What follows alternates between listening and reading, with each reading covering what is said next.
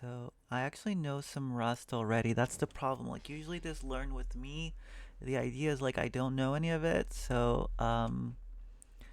people can kind of learn along with me and I like learning stuff, but my Rust is rusty. So maybe we will do Rust and see how that goes. It's a good language to know. I I'm looking for like a job, so like my main programming language right now is Elixir, and it's just not like the kind of thing where someone says, "Okay, we're going to do a technical interview now. What language do you want to use?" And you're like, "Well, how's Nix or how's Nix or Elixir?" Just doesn't hit the right way.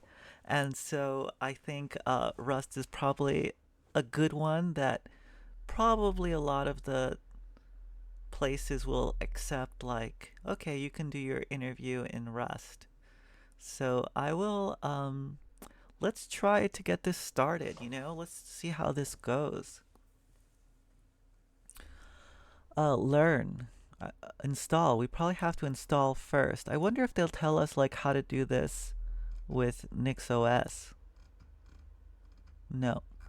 But we have Nix, so let's see if we can actually use our dog food here and make this work.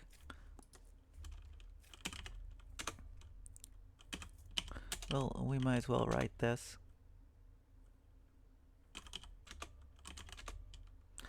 Alright, so we'll go back, we'll make a directory called Rust.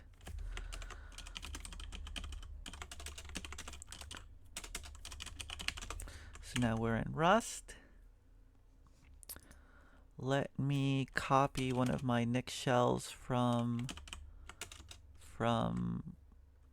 maybe red shell.nix over here.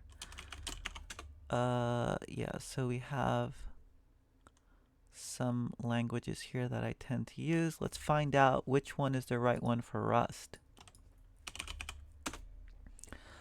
Rust C, practical language wrapper script.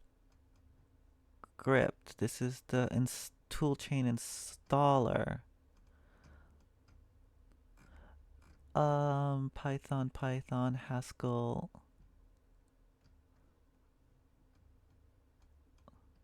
I wonder which one's the real Rust. This is the only problem I have with looking at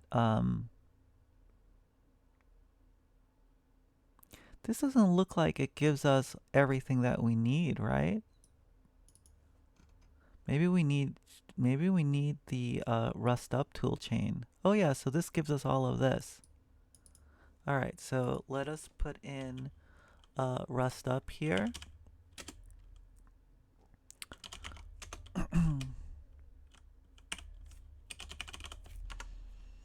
And I think cargo is Rust C or cargo. Cargo will be the thing that actually compiles stuff. So I don't have cargo. Oh, it even tells us like when we want it. It tells us where to kind of get it. All right, so now I can, oh, I put it in the wrong place. Move shell.nix into Rust. Okay, cd Rust. And now we can run nix shell. And that should grab us Rust.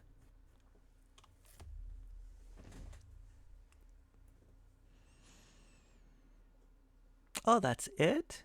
Really?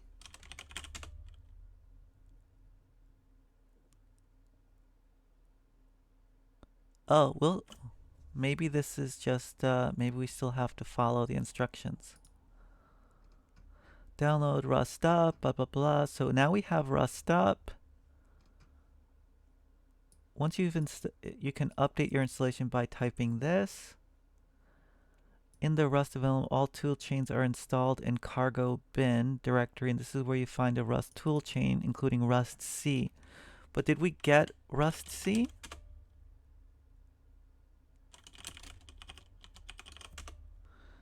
Okay. So I guess we just run Rust up with update.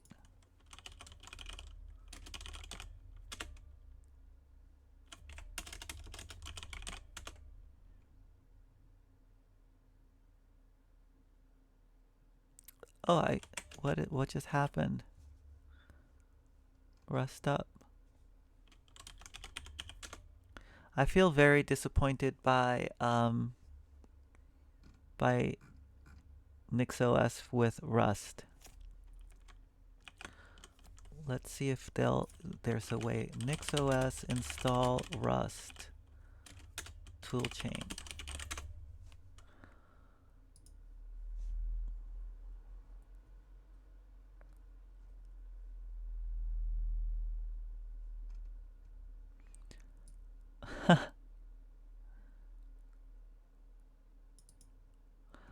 All right, so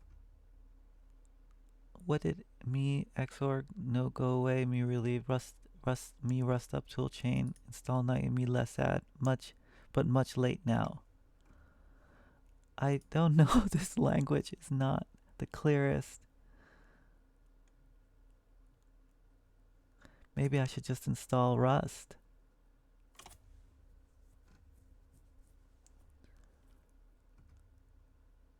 Me look manual long browse to me configuration.nix system packages wget vim rust up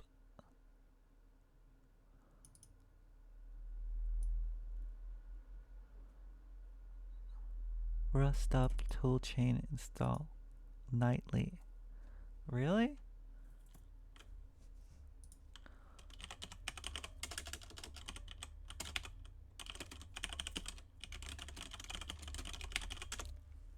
Oh. Well.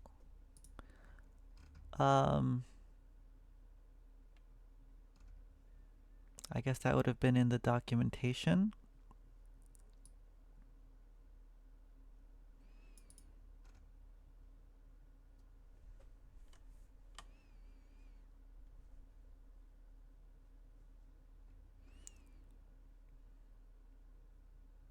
We'll miss you though. Isn't that cute?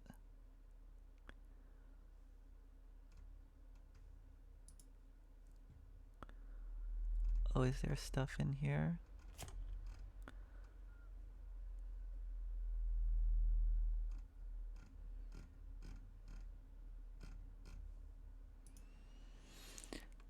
Well, we'll let this run for a bit. So let's go find where the documentation is. Assuming we have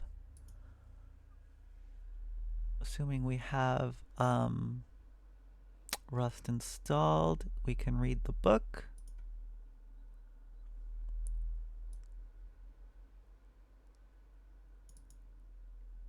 And I assume we will have this. We have 185.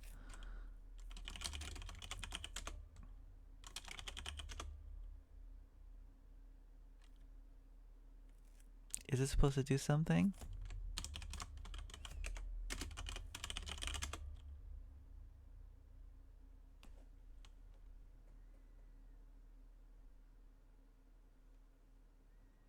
That seems a little odd, doesn't it?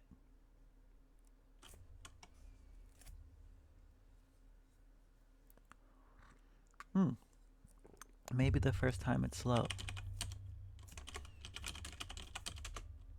Okay, so we have Rust C also. All right, great. I think we're in good shape.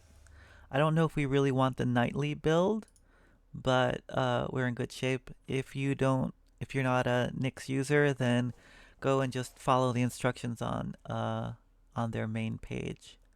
So the Rust programming language, this assumes you're using Rust 179. Yep, so we have something later. See the installation to install. HTML is available online. So I think we want the HTML version, chapter 1. So here we are. Maybe we start from the very beginning. Oh, this is the beginning. This is the beginning forward. Do we want to read this? I don't think, I don't know. I think I'll save my voice more than anything else. We're here to learn the language. So, who is this for? Many people for a variety of reasons. teams of developers, students, companies, open source developers, people who value speed and stability. Who this book is for: if you've written code in another programming language. Yep. How to use this book: read it in sequence. So yeah, we'll just read it in sequence. Oh, this is good to know. Code does not compile. This uh this code panics. This code does not produce the desired behavior. Okay, cool. It's on GitHub also. So getting started. This sounds exciting. I always love the beginning of learning anything, like a programming language. I said earlier, I already know some Rust. I'm rusty with it though. So unlike the other things I do my videos on, this feels a little bit like cheating. But I really haven't touched Rust in so long that hopefully it's like I'm learning it all new again.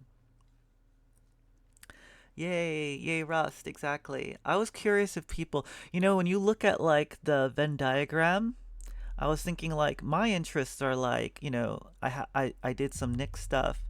I love Haskell. So Nix and Haskell, you can kind of imagine them being sort of related because they're both pure functional languages. But when I actually look at people who use Nix, they're not really like functional programmers. They're more like they just think it's a really cool like distribution and way to configure their system. So it's not as clean of a link as might expect. And then I like 6502 assembly language that I'm learning now, and Nix and that don't really like that don't overlap very well.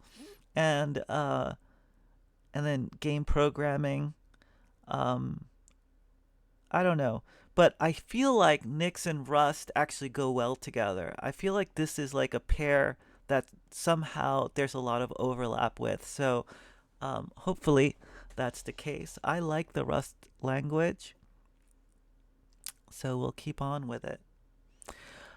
Getting started. Let's start your Rust journey. There's a lot to learn. That sure is true. But every journey starts somewhere. In this chapter, we'll discuss installing Rust on Linux, writing a program that prints Hello World, using Cargo, Rust package manager, and build system. Great. So I think we've done this. We've already set up Rust.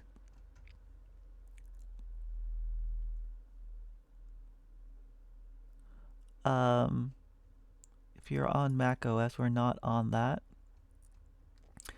Rust C version, we did that. 185. I think we don't need to do any of this stuff. So if we need to update it, just run rust up update, and if we want to get rid of it, uninstall. All right. Hello world. Hey, we're going to write hello world. Now that you've installed Rust, it's time to write your first Rust program.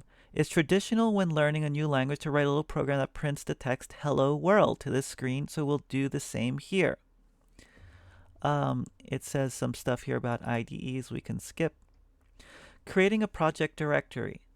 You will start by making a directory to store your Rust code. It doesn't matter to Rust where your code lives, but for the exercises and projects in this book, we suggest making a projects directory in your home directory and keeping all your projects there. On a terminal, open a terminal and enter the following commands to make a projects directory and a directory for the Hello World program. Okay, so we'll make a Hello World directory. And we'll go into Hello World.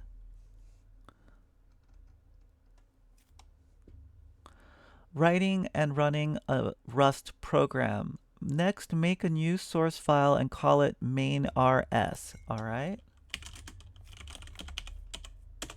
I'm using the Helix editor. Oh, I don't have a Rust. I don't have a Rust. Oh, I do have a Rust language server. But it seemed like it failed as soon as I ran it. Huh. Well, We can live without it for now.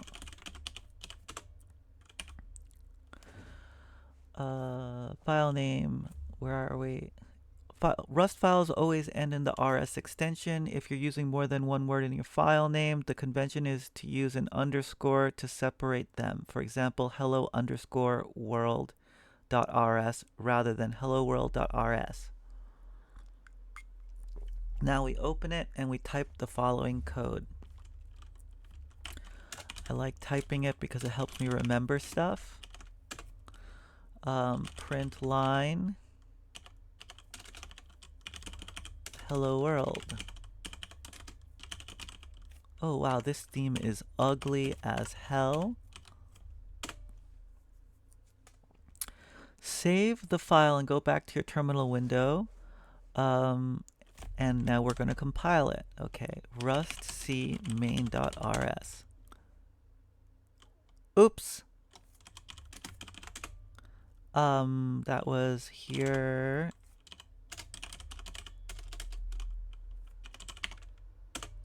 We just have to update it.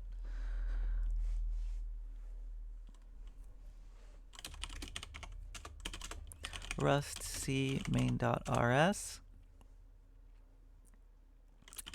Now it made a file called main, which is an executable file. And now I can type main, and it says hello world. Hey, we wrote our first program. Regardless of your OS, the string hello world should print to the terminal. If you don't see this output, yeah, we got it. If it did print, congratulations, you've officially written a Rust program. That makes you a Rust programmer. All right, let's go to LinkedIn and put this on our resume. Anatomy of a Rust program. Let's review this hello world program in detail. That shouldn't take too long. Here's the first piece of the puzzle, function main. These lines define a function named main. The main function is special. It is always the first code that runs in every executable Rust program. Here, the first line declares a function named main that has no parameters and returns nothing. If there were parameters, they would go inside the parentheses. The function body is wrapped in braces. Rust requires curly brackets around all function bodies. It's good style to place the open curly bracket on the same line as the function declaration, adding one space in between. All right, so they're very prescriptive in terms of like, hey, here's the coding conventions, the coding style for Rust. So this is how it looks. There's an automatic formatter tool called Rust Format to format your code. We'll learn more about that later. The body of the main function holds the following code: print line bang hello world. This line does all the work in this little program. It prints text to the screen. There are 4 important details to notice. First, Rust style is to indent with 4 spaces, not a tab. Yeah, we got 4 spaces there. Second, print line calls a Rust macro. If it had called a function instead, it would be entered as print line without the bang. We'll discuss Rust macros in more detail in chapter 19. Yeah, this is confusing. Like, the bang means different things. Like an Elixir, that means that it can throw an exception. So you just have to remember for each language like what these things mean. For now, you just need to know that using a bang means that you're calling a macro instead of a normal function, and that macros don't always follow the same rules as functions. Got it. Third, you see the hello world string. We pass this string as an argument to print line bang, and the string is printed to the screen. Fourth, we end the line with a semicolon, which indicates that this expression is over and the next one is ready to begin. Most lines of Rust code end with a semicolon. Wow, this book is like so detailed, and making sure it doesn't lose you. I think it's pretty well written if you want something that you won't get lost with. Compiling and running are separate steps. You've just run a newly created program, so let's examine each step in the process. Before running a Rust program, you must compile it using the Rust compiler by entering the rustc command and passing it the name of your source file. Yep, we did that, right? We did that over here. If you have a C or C++ background, you notice that this is similar to GCC or CLang. After compiling successfully, Rust outputs a binary executable. Yeah. On Linux, macOS, and PowerShell on Windows, you can see the executable by entering the ls command on your shell. Yeah, we did that also. We saw it over here. And it's kind of surprising how big this is. It's like almost 4 megabytes for a Hello World program. On Linux and macOS, you'll see 2 lines. With PowerShell and Windows, you'll see the same 3 lines you would see using command. With command on Windows, you would enter the following. Wow, they really cover all the operating systems. I think for me, I'm going to just start skipping a lot of the Windows Mac stuff because, it's going to be similar to Unix, Linux, and I think that's what I'm using anyway. So you can follow the other stuff. This shows the source code file with the RS extension and the executable main.exe on Windows, but main on all other platforms. This line prints Hello World to your terminal. If you're more familiar with a dynamic language such as Ruby, Python, or JavaScript, you might not be used to compiling and running a program as separate steps. Rust is a ahead-of-time compiled language, meaning you can compile a program and give the executable to someone else, and they can run it even without having Rust installed. If you give someone a Ruby, Python, or JS file, they need to have the implementation installed. But in those languages, you only need one command to compile and run your program. Everything is a trade-off in language design.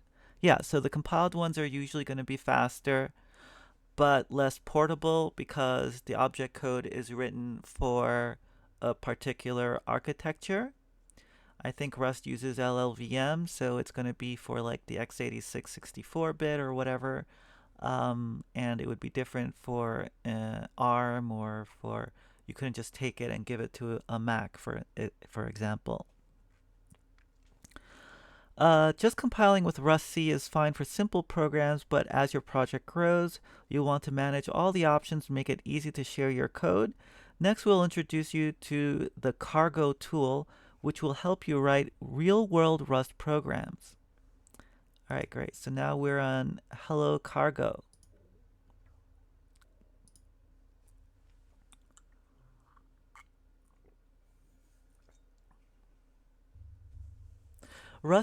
Cargo is Rust's build system and package manager. Most Rustaceans use this tool to manage their Rust projects because Cargo handles a lot of tasks for you, such as building your code, downloading the libraries your code depends on, and building those libraries. We call the libraries that your code needs dependencies. The simplest Rust programs, like the ones we've written so far, don't have any dependencies. If we had built the Hello World project with Cargo, it would only use part of Cargo that handles building your code. As you write more complex Rust programs, you'll add dependencies, and if you start a project using Cargo, adding dependencies will be much easier to do. Right, so that means like someone else wrote a library or something that you want to use. Perhaps it's a web framework in Rust, then then Cargo lets you add that dependency and then you can use it in your code. And I guess it'll like pull the files it needs to actually compile it. Because the vast majority of Rust projects use Cargo, the rest of this book assumes that you're using Cargo too. Cargo comes installed with Rust if you use the official installers discussed in the installation section. If you installed Rust through some other means, check whether Cargo is installed by entering the following in your terminal: Cargo version. We know Cargo is installed, but we'll still type this, and there we have it. We have Cargo installed. Creating a project with Cargo. Let's create a new project using Cargo and look at how it differs from our original Hello World project. Navigate back to your project's directory, or wherever you decide to store your code. Then on any operating system, run the following. Okay, so let's quit out of this. Let's go back to Rust, and we do cargo, new, hello, cargo. So it said creating binary application hello cargo package, Seymour cargo.toml keys and their definitions here. Okay, so now I can go into hello cargo. The first command creates a new directory and project called hello cargo. We've named our project hello cargo, and cargo creates its files in a directory of the same name. Go into the hello cargo directory and list the files. We did that. You'll see that cargo has generated 2 files and 1 directory for us. A cargo.toml maybe, and a source directory with a main.rs file inside of it. So inside of source we have a main.rs, and that just is the program we basically just wrote. And cargo.toml has some information. Okay. It also initialized a new Git repository along with a Git ignore file. Oh, did it? It did. Wow. Git files won't be generated if you run cargo new with an existing Git repository. Within an existing Git repository, you can override this behavior by using cargo new --vcs equals git. All right, version control system. Git is a common version control system. You can change cargo new to use a different one. Yeah, we kind of saw that. Open cargo.toml in your text editor of choice. Okay. So here we go.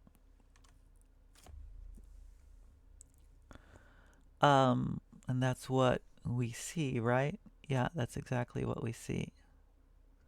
Except we don't see this line here. This was printed out somewhere else, I think. This file is the Tom's obvious minimal language format, which is cargo's configuration format. Do they tell us like how to pronounce this? Is it Toml? Toml?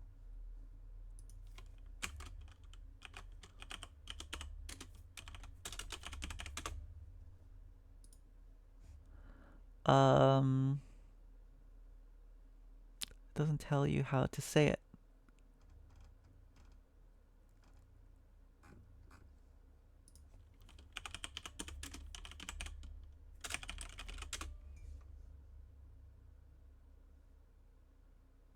Yeah, I don't think that's the right answer. How to pronounce Toml.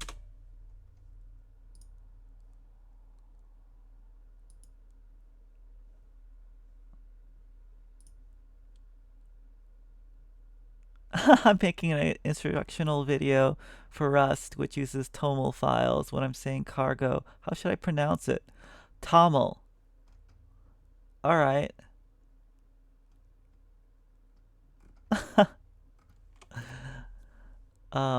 That's pretty cool. So I guess that's the answer, Toml. We remember that. All right. Where are we now? Is this what I was reading?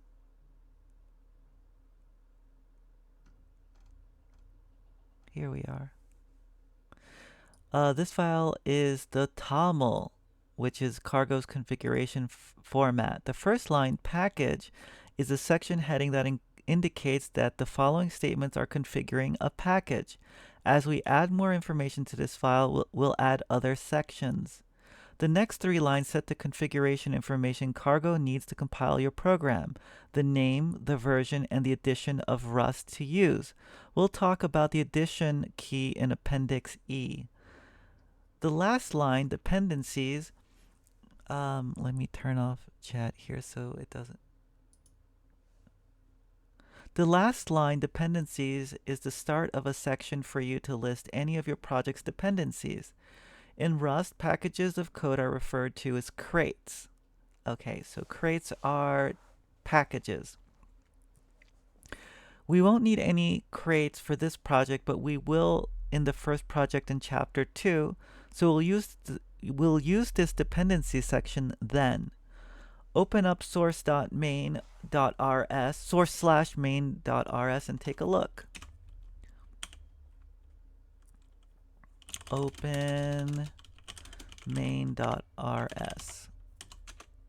Oh, do I not have this?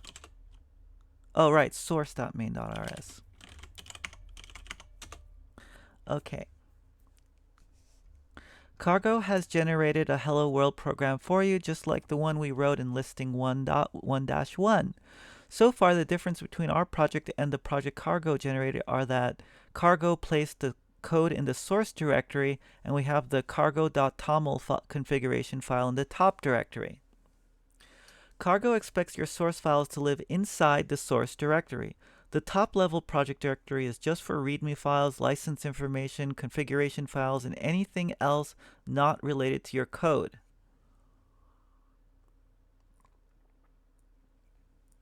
Using Cargo helps you organize your projects.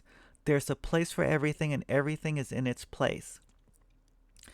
If you start a project that doesn't use Cargo, as we did with the Hello World project, you can convert it to a project that does use Cargo. Move the project code into the source directory and create an appropriate cargo.toml file.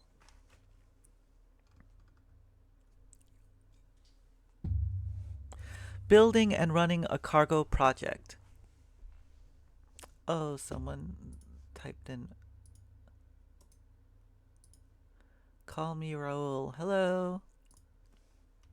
Hello, that was on Twitch. So in order to build this, it looks like we just type cargo build instead of rustcc and passing it the main program. So let's go ahead and do this. Cargo build. Oh, I'm not in the right directory. Here we go. Cargo build. Compiling Hello Cargo version 010, and that's I think what we had here. Yeah, 010. Dev profile, unoptimized debug info, targets in 0.31 seconds. All right, so that seemed to have worked.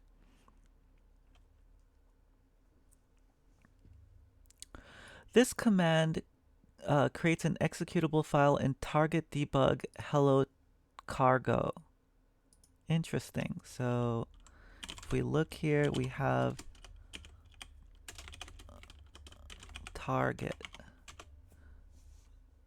Oh wow, it has. Oh, these are all the there's a lot of stuff in here.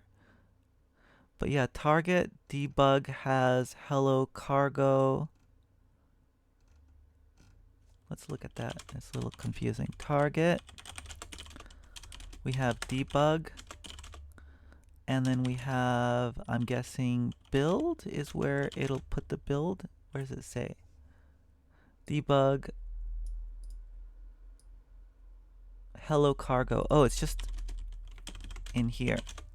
Hello cargo. That file, hello cargo, is an executable, and we can run it. I wonder if this file and our projects file where we had like Rust hello world. What were the files here? Main are the same size. They're different. Our cargo file is slightly larger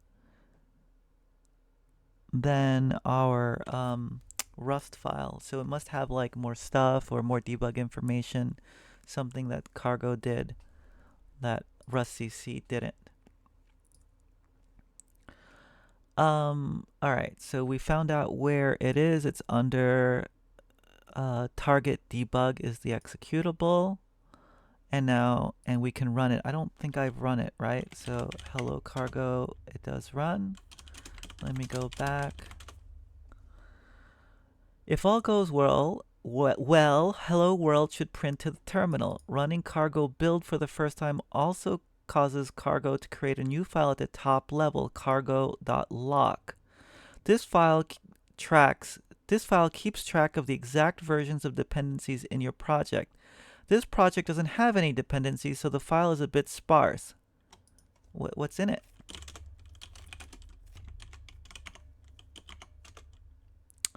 I see. It just has like our package information that was basically from our cargo.toml file, but it doesn't have any dependencies because we don't depend on anything. Yeah. You won't ever need to change this file manually. Cargo manages its contents for you. Okay, so don't change cargo.lock. We just built a project with cargo build and ran it with target debug hello cargo, but we can also use cargo run to compile the code and then run the resultant executable in one command. There you go. So it does print some extra information, but then it runs our code. Using cargo run is more convenient than having to remember to run cargo build and then use the whole path to the binary, so most developers use cargo run. Makes sense. Notice that this time we didn't see output indicating that cargo was compiling hello cargo. Cargo figured out that the files hadn't changed, so it didn't rebuild, but just ran the binary. If you had modified your source code, Cargo would have rebuilt the project before running it, and you would have seen this output. Oops, sorry. So if I change the program a little bit to add an extra exclamation point, and now I do cargo run, we do see it says compiling, so it's recompiling, and then it runs, and now we see that it has 2 exclamation marks. So that's pretty cool. Cargo also provides a command called cargo check. This command quickly checks your code to make sure it compiles but doesn't produce an executable. Okay, so we can try running cargo check. That seems to work. Now if we break the code, we run cargo check. Maybe semicolons are optional? Could that be? Println. That's definitely not right. There we go. So I guess maybe semicolons aren't required. Here, let's do this. My guess is that the last line may not require semicolons, but that other lines do. Yeah. So I guess I don't know what other languages does this. Some other hi pink mango. Here's chat. Just saying hi back. So yeah, so I don't remember what other language does this. Maybe it's C++ or is it Java? I can't remember, but the last line doesn't need a semicolon. That's why it let us get away with it. But any other lines do need it. Yeah. Okay. Why would you not want an executable? Often cargo check is much faster than cargo build because it skips the step of producing an executable. If you're continually checking your work while writing the code, using cargo check will speed up the process of letting you know if your project is still compiling. As such, many Rustaceans run cargo check periodically as they write their program to make sure it works. Then they run cargo build when they're ready to use the executable. Yeah, you would think they have like some process that does that, or maybe the language server protocol does that. Let's recap what we've learned so far about cargo. We can create a project using cargo new. We can build a project using cargo build, and we can run a project using cargo run, and that's going to build it also. And we can use cargo check to actually check that it compiles without having to build the executable, so it's faster. Instead of saving the result of the build in the same directory as our code, cargo stores it in the target debug directory. An additional advantage of using cargo is that the commands are the same no matter which operating system you're working on. So at this point, we'll no longer provide specific instructions for Linux and Mac OS versus Windows. Oh, thank God, that was getting pretty tedious. Building for release.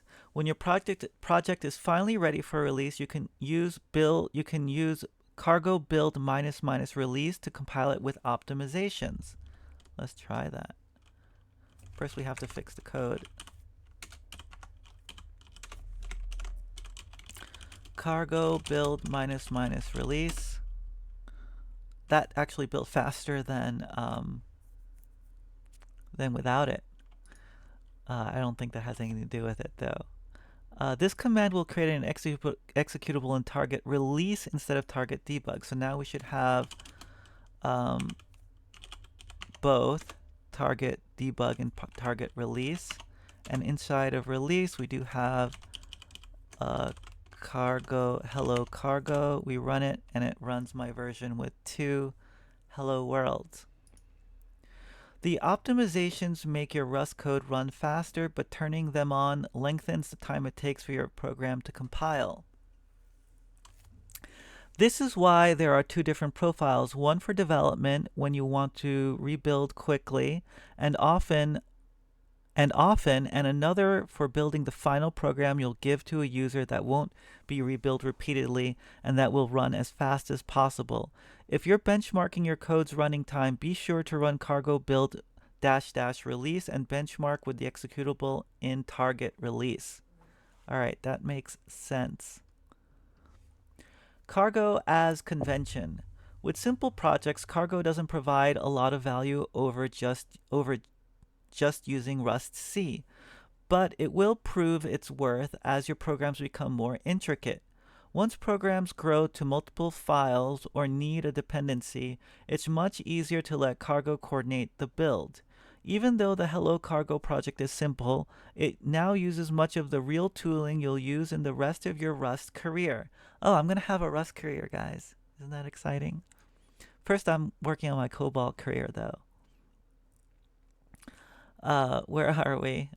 In fact, to work on any existing projects, you can use the following commands to check out the code using git, change that project's directory, and build. Git clone example.org some project, cd some project, cargo build. Yeah, this will only work on Rust projects. Wouldn't that be cool if it worked on anything? Cargo is really nice. Summary. You're already off to a great start on your Rust journey. In this chapter, you've learned how to install the latest stable version of Rust using Rust Up, update to a newer Rust version, open locally installed documentation. I actually didn't do that. I'm still using the online one. Write and run a Hello World program using Rust C directly. Yes. Create and run a new project using the conventions of Cargo. This is a great time to build a more substantial program and get used to reading and writing Rust code. So in chapter 2, we'll build a guessing game program. If you would rather start by learning how common programming concepts work in Rust, see chapter 3 and then return to chapter 2. So I think we'll probably stop here because I'm guessing, yeah, this will take quite a while to get through. But I can't wait to do it. We did chapter 1 of the Rust programming language. This will be uploaded as a VOD also. So you can see in the description like the link to the documentation. You can see the link to the Discord server if you want to join. Yeah, and do subscribe and like so that you can be alerted of new streams or new VODs as they get uploaded. I'm excited to learn more Rust. I think we'll stop here today, probably. I will probably try to do some work actually using stuff I already know instead of learning new stuff. So thank you so much for joining me, and talk to you all soon. Thank you.